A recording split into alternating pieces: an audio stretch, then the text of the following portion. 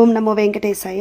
తిరుమలలో చాలామందికి తెలియని 108 తీర్థాల్లో ఒకటైన పంచపాండవ తీర్థం గురించి ఈరోజు మీకు ఈ వీడియోలో చెప్తాను. లొకేషన్ కూడా ఎక్కడో చెప్తాను, రీల్ సేవ్ చేసుకోండి. అలాగే మన పేజ్ని కూడా ఫాలో చేయండి. అపవినాశనం రూట్లో డ్యామ్ ఎండ్ అవ్వగానే వచ్చే ఫస్ట్ రైట్ కట్ అయ్యి డెడ్ ఎండ్కి వెళ్ళామంటే అక్కడే పంచపాండవ తీర్థం అయితే ఉంటుంది. ఇక్కడ స్టోరీ ఏంటంటే, మహాభారత కాలంలో అరణ్యవాస సమయంలో పాండవులు ఈ ప్రాంతానికి వచ్చారని పురాణాలు చెబుతున్నాయి.